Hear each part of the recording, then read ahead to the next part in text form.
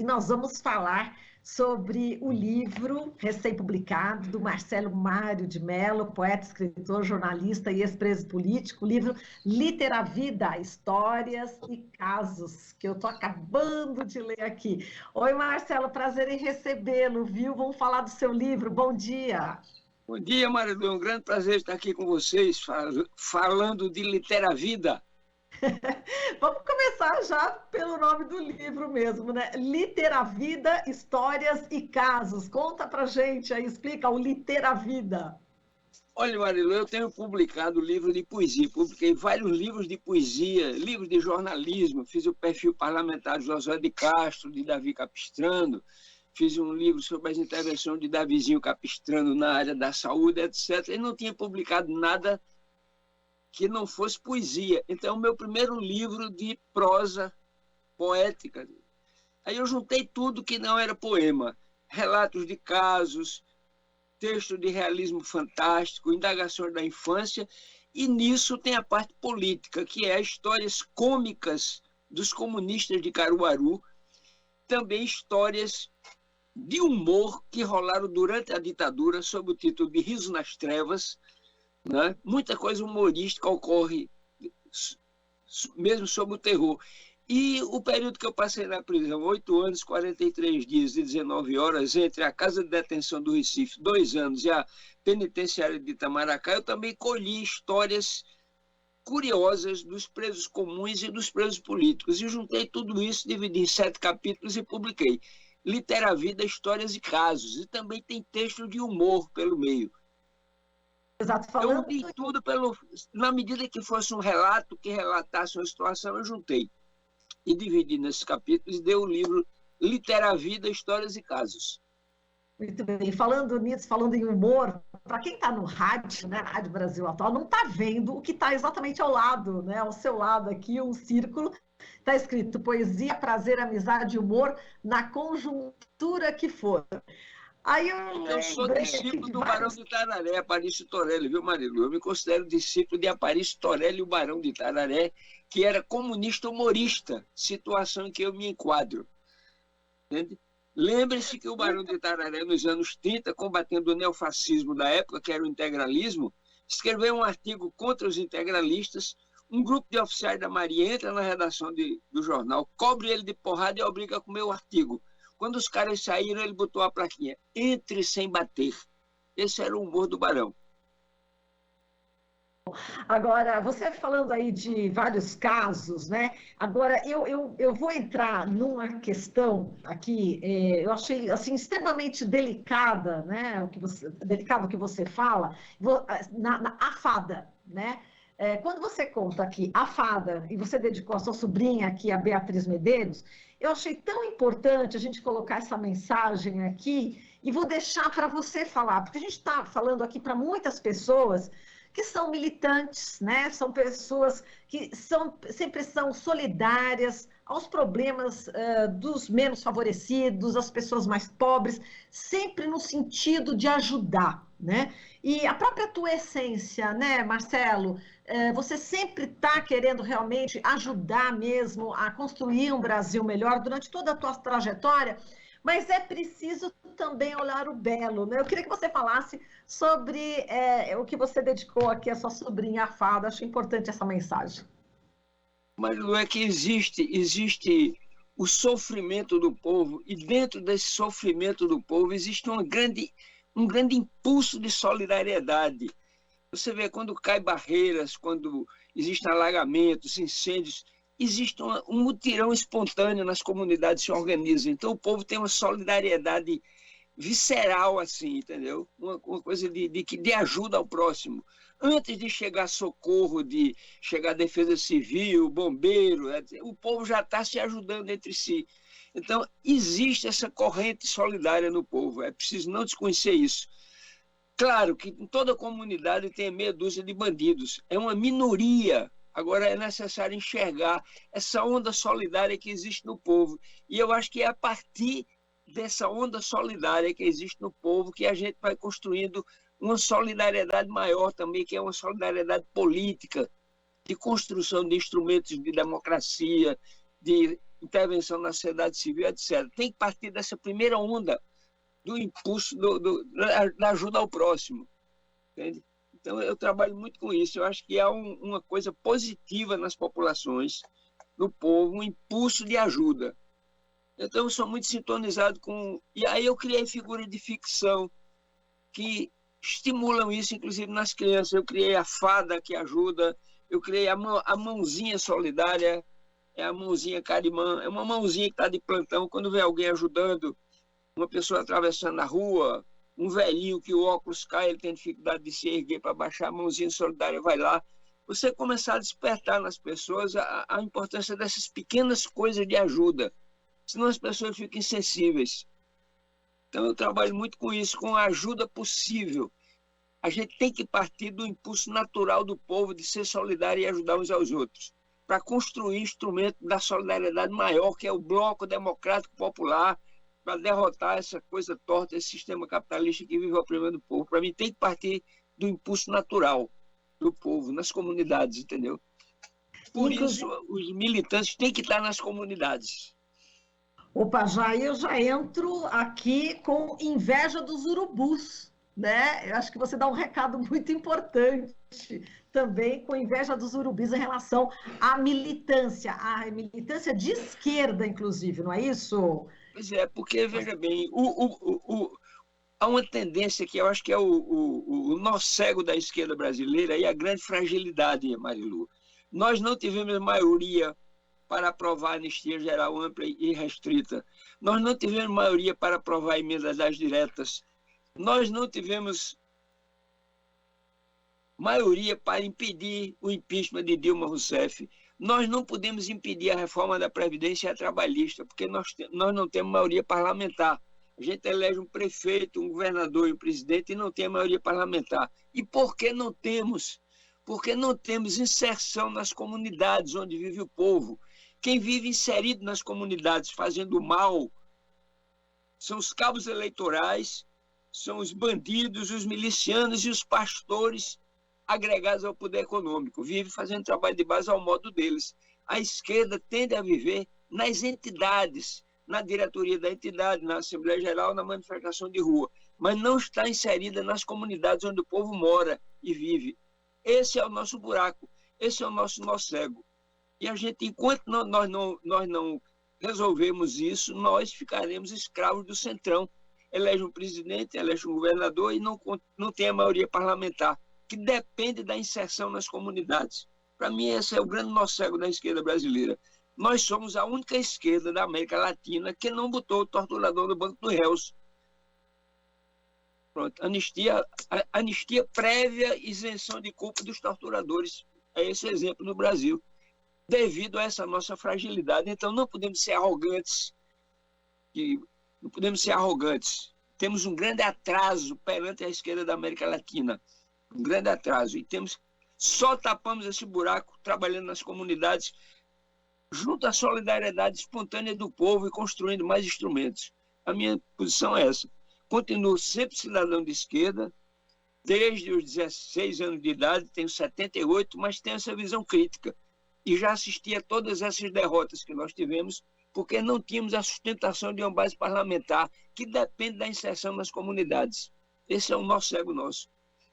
E aí você fala de utilidade, quando você fala do urubu, você fala justamente da utilidade pública do urubu. Quer dizer, um cara de esquerda tem que ser avaliado pelo povo pela prática dele. É um cara que ajuda o povo na hora do aperto, que está lá perto, que está ajudando, que tem uma prática respeitável pela prática, sem discurso.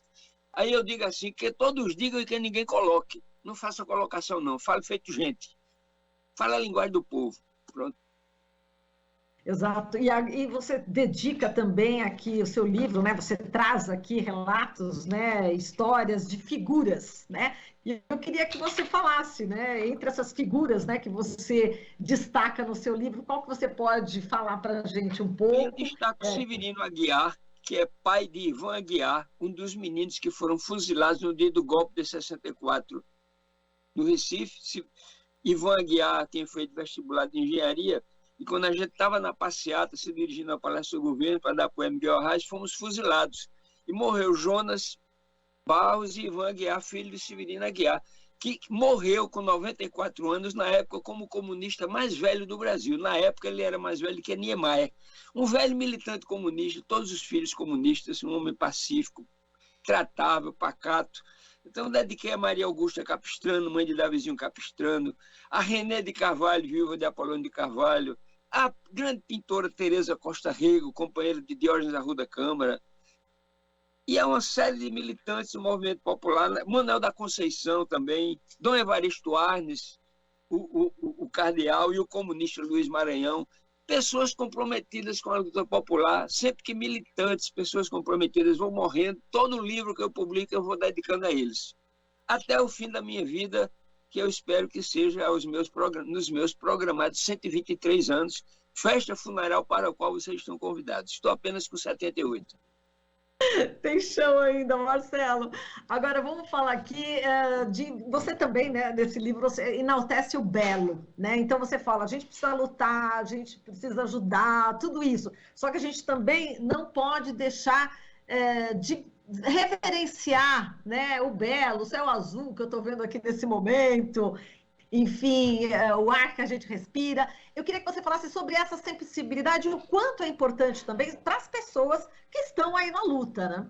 Porque, olha, você pode ficar diante do sofrimento do povo e do seu próprio sofrimento, das dificuldades do povo, você pode ficar muito ressentido, ter uma militância ressentida, odiosa, entende? Esse é o que o inimigo quer, que a gente se transforme em máquinas de fazer políticas insensíveis à beleza e à solidariedade. A gente tem que trabalhar com a luta e a festa. Tem que combinar isso. A gente tem que lutar na hora de lutar. Se for preciso pegar em armas quando foi necessário, no mundo todo houve necessidade de pegar em armas e se pegou, mas tem hora da festa, do brinde, da confraternização. Afinal de contas, quando a gente luta, não luta por prazer, luta por dever. O ideal era que a gente não precisasse lutar, que tivesse tudo bem arrumadinho, tudo bonitinho, simplesmente para a gente curtir a vida, que a vida foi feita para curtir. Então, esse lado viçoso da vida, o belo, a descoberta do belo, da beleza, da solidariedade, da amizade, nós não podemos perder, senão a gente vai azedando como militante, vai ficando amargo. Quando a gente fica amargo, a gente não amplia, não consegue fazer adesões, não consegue iluminar. Entende? A gente vai ficando apagado, e quem está apagado não ilumina, não atrai. É mais ou menos isso. Então, meu lema é poesia, prazer, amizade e humor na conjuntura que for. O velho Gregório Bezerra dava 2 lições ao militante. Dizia, o militante primeiro tem que ter saúde, porque para você lutar pelo povo tem que poder se esquecer de você. E se você estiver doente, o doente é um bicho muito individualista, ele só quer que olhe para ele. Então você tem que ter saúde para poder se esquecer de você. E tem que ter muita amizade, porque se não tiver amizade, se tiver uma divergência, vira inimigo. Lições do velho Gregório Bezerra. Cuidar da saúde, cuidar da amizade, eu acrescento com o Barão de Itararé, cuidar do humor e com os poetas do mundo todo, cuidar da beleza. Temos que estar descobrindo beleza. Muito bem. Marcelo, agora a gente está no finalzinho aqui da entrevista, adoraria conversar com você mais tempo, inclusive, mas eu queria que você fizesse um pouco, claro que eu ia te pedir, né? Análise de conjuntura nesse momento que o país atravessa, nesse cenário bastante delicado, né, que a gente está vivendo no Brasil, nesse cenário institucional cheio aí de ataques, né? Permanentes. No Rio, ontem, na Cinelândia, você viu, né, uma bomba foi colocada ali, enfim, naquele encontro, né, que o ex-presidente Lula teve, enfim, com seus apoiadores. Como é que você está vendo todo esse cenário político pré-eleitoral? Eu vou responder a você poeticamente.